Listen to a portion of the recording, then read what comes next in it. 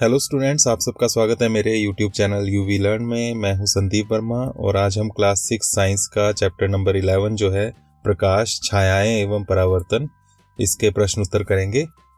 तो चलिए शुरू करते हैं क्वेश्चन आंसर्स।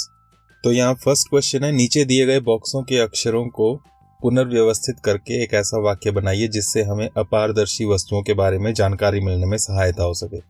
तो अपारदर्शी वस्तुएं किस तरह की होती हैं, उनके बारे में क्या जानकारी यहाँ से मिल सकती है।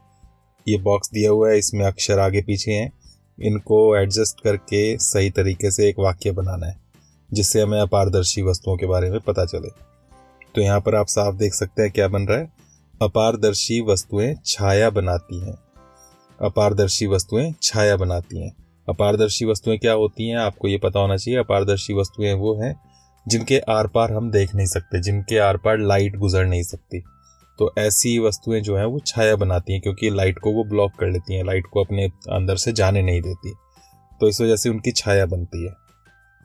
तो यही यहाँ पर वाक्य बन रहा है, यही आपने आंसर में लिखना है। सेकंड क्वेश्चन है, नीचे दी गई वस्तुओं अथवा पदार्थों को अपारदर्शी, पारदर्शी अथवा पारभासी तथा दीप्त अथवा अदीप्त में वर्गीकृत कीजिए। तो यहाँ पर वस्तुएं दी हुई हैं, उन वस्तुओं को आपने अलग अलग ग्रुप्स में बांटना है। अपारदर्शी, पारदर्शी और पारभासी, इन तीन अलग अलग ग्रुप्स में बांटना है। अपारदर्शी वो वस्तुएं जिनके आर पार नहीं देखा जा सकता, पारदर्शी जिनके आर पार देखा जा सकता है, लाइट पूरी तरह से आर पार चली जाती है, और पारभासी जिनके आर पार थोड़ा थोड़ा दिखाई देता है, यानी कि लाइट उसमें से थोड़ी थोड़ी गुजरती है। इन तीन ग्रुप्स में बांटना है और उसके बाद फिर दो ग्रुप्स में और बांटना है, दीप्त अथवा अदीप्त। दीप्त का मतलब है जिनसे प्रकाश निकलता है। तो ऐसी वस्तुएं जो भी हैं जिनसे प्रकाश निकलता है वो प्रकाश के स्रोत होते हैं, तो उन्हें हम दीप्त वस्तुएं कहते हैं। और अदीप्त मतलब जिनसे प्रकाश नहीं निकलता है।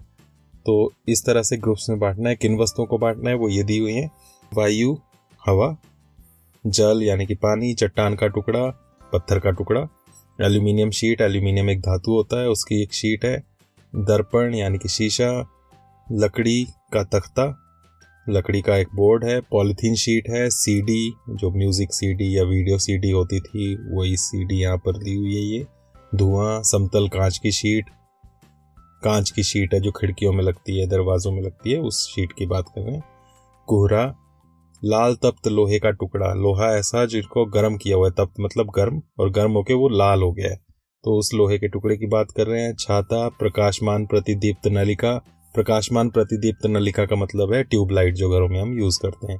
दीवार है, फिर कार्बन पेपर की शीट है, कार्बन पेपर आप जानते होंगे, आप अपने लिखे हुए को कॉपी करना चाहें तो उसके लिए कार्बन पेपर का यूज करते हैं। गैस बर्नर की ज्वाला, आपका गैस बर्नर जो है उसमें फ्लेम निकल रही है, ज्वाला निकल रही है, उसकी बात कर रहे हैं, जलता हुआ गैस बर्नर है। गत्ते की शीट है, प्रकाशमान टॉर्च है, प्रकाशमान टॉर्च का मतलब है जली हुई टॉर्च है, स्विच ऑन है उसका। सेलोफेन शीट, सेलोफेन शीट जो है ये भी चीज़ों को कवर करने के लिए यूज़ होती है, एक प्लास्टिक की शीट होती है। तार की जाली जो खिड़कियों में लगती है जाली, उसकी बात कर रहे हैं यहाँ पर। मिट्टी के तेल का स्टोव है, सूर्य, सूरज। जुगनू एक कीट है जो बरसात के दिनों में रात को निकलता है, उससे लाइट निकलती है, चमकता है रात में, आपने देखा होगा। और चंद्रमा यानी कि चांद। तो इन वस्तुओं को आपने अलग अलग ग्रुप्स में बांटना है, अलग अलग समूहों में बांटना है, वर्गीकृत करना है। तो आंसर किस तरह से देंगे, तो इसके आंसर में पहले वो तीन हिस्सों में बांटेंगे हम, जिसमें हम अपारदर्शी वस्तुओं की बात करेंगे। अपारदर्शी आपने लिखना है और उसके सामने सारी अपारदर्शी वस्तुएं लिख देनी है जिनके आर पार देखा नहीं जा सकता, जिनके आर पार लाइट नहीं गुजरती है। तो कौन कौन सी वस्तुएं, चट्टान का टुकड़ा, एल्यूमिनियम शीट, दर्पण, लकड़ी का तख्ता, सीडी, लाल तप्त लोहे का टुकड़ा, छाता, प्रकाशमान प्रतिदीप्त नलिका यानी कि ट्यूबलाइट, दीवार, कार्बन पेपर की शीट, गत्ते की शीट, प्रकाशमान टॉर्च, मिट्टी के तेल का स्टोव, सूर्य, जुगनू, चंद्रमा। तो ये ऐसी वस्तुएं हैं जो अपारदर्शी हैं, इनके आर पार नहीं देखा जा सकता। उसके बाद सेकंड जो ग्रुप बनाना है वो है पारदर्शी।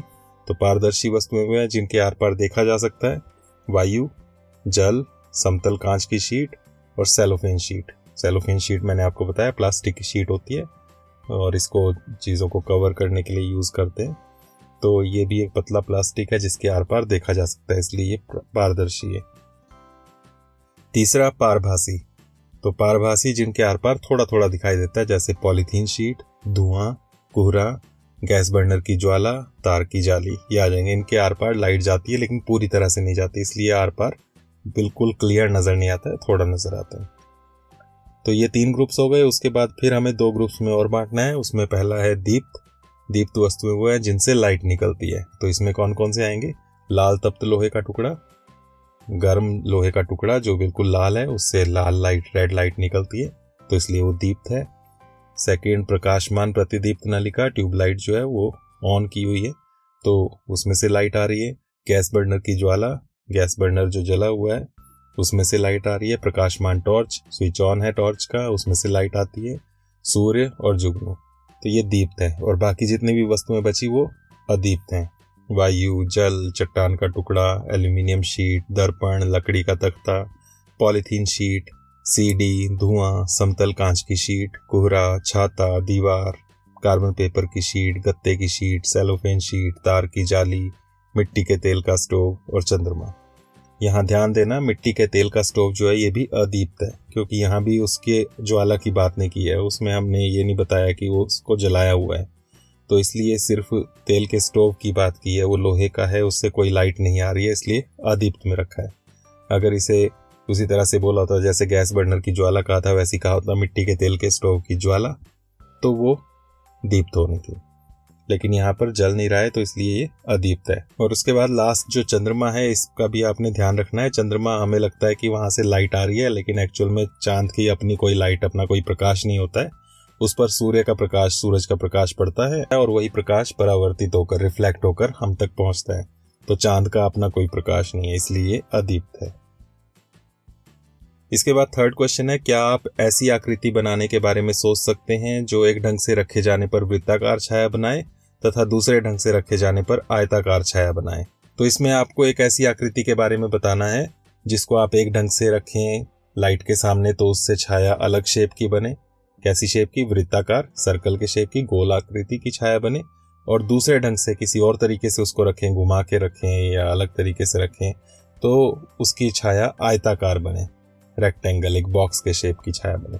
तो ऐसी कौन सी आकृति हो सकती है वो आपको बताना है। तो इसका आंसर बनेगा हाँ, हम ऐसी आकृति सोच सकते हैं। और वो आकृति कौन सी है? बेलन।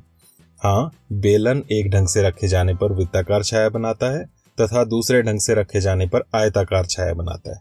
तो बेलन एक ऐसी आकृति है जो अलग अलग छाया बना सकती है, वृत्ताकार भी और आयताकार भी। बेलन क्या होता है? बेलन जैसे एक पाइप हो गया, या फिर आप अपने नोटबुक को रोल कर दो तो वो बेलन हो गया। आपका ग्लास जो होता है पानी पीने का, वो एक बेलन है। तो ये शेप जो है, इसको आप लाइट के सामने रख के देख सकते हैं। एक तरीके से रख के ये वृत्ताकार छाया बनाएगा और दूसरे तरीके से रखने पर आयताकार छाया बनाएगा। तो ये आंसर आप लिख सकते हैं। इसको आप करके देख सकते हैं। उसका मैं थोड़ा सा यहाँ पर डायग्राम दिखा देता हूँ कैसे ये छाया बनाता है। ये डायग्राम, आपको ये चित्र बनाने की ज़रूरत नहीं है, लेकिन आप यहाँ पर देखकर आइडिया ले सकते हैं कि छाया किस तरह से चेंज होती है।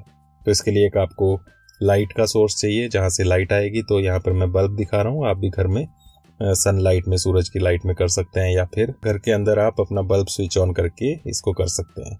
तो आपने स्विच ऑन करना है बल्ब को और उसके सामने आपको चाहिए एक बेलन।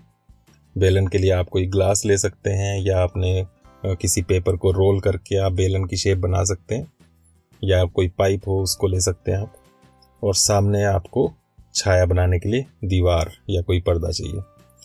तो जब लाइट पड़ेगी इस पर, इस तरह से रखने पर, तो आप देख सकते हैं बेलन के सामने वाला हिस्सा जो है वो वृत्ताकार है, तो इसलिए उसकी छाया भी वृत्ताकार बन रही है।